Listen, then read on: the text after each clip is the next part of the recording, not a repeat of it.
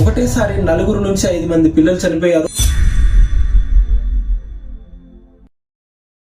దయచేసి ఈ వీడియో చివరి దాకా చూడండి. నేను ఈ వీడియో లైక్ల కోసమో షేర్ల కోసమో ఇంకొక లాభం కోసం చేయట్లేదు.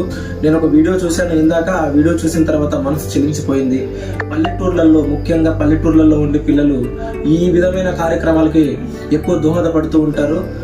పిల్లలు స్కూల్కి వెళ్ళిన తర్వాత లేదంటే ఇళ్లలో హాలిడేస్లో ఉండిన తర్వాత, వాళ్ళకి హాలిడేస్ ఉన్నప్పుడు, వాళ్ళకి టైం ఎక్కువ ఫ్రీగా ఉన్నప్పుడు మొత్తం గ్యాంగ్ లాగా చేరి ఈ వర్షాకాలంలో ముఖ్యంగా మన ఊరికి దగ్గరలో ఉన్నటువంటి చెరువులలో కానీ బావులలో కానీ నీళ్లు బాగా నిండిపోవడం వల్ల వీళ్ళు ఆ లోతు తెలియకుండా అక్కడికి వెళ్ళి ఎంజాయ్ చేయడానికి, అందులో ఈత కొట్టడానికి వెళ్ళి చాలా మంది పిల్లలు చనిపోతున్నారు.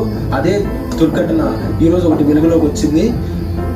ఒకటేసారి 4 నుంచి 5 మంది పిల్లలు చనిపోయారు. ఒక్కొక్కరిని బయట తీసుకుంటూ వాళ్ళ భుజాల మీద వేసుకుంటూ వాళ్ళ తల్లిదండ్రులు ఏడ్చుకుంటూ వెళ్తుంటే మనసు చెలించిపోయిందండి. దయచేసి మీ ఊర్లో పిల్లలకి, మీ ఇంట్లో పిల్లలకి, స్కూల్కి వెళ్తున్న పిల్లలకి ఈ వీడియో షేర్ చేయండి. ఇంకెప్పుడు ఇలాంటివి జరగకుండా మీరు కూడా నాతో పాటు సహకరించండి. వీలైతే నాలాగా మీరు కూడా ఒక వీడియో తీసి పెట్టండి.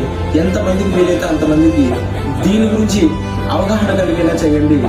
పిల్లల్ని జాగ్రత్తగా చూసుకోండి, వాళ్ళని గమనిస్తూ ఉండండి. ముఖ్యంగా తల్లిదండ్రులకు చెప్తున్నాను, మీ పిల్లలు స్కూల్కి వెళ్ళే పిల్లలైతే ఖచ్చితంగా వాళ్ళ మీద ధ్యాస ఉంచండి.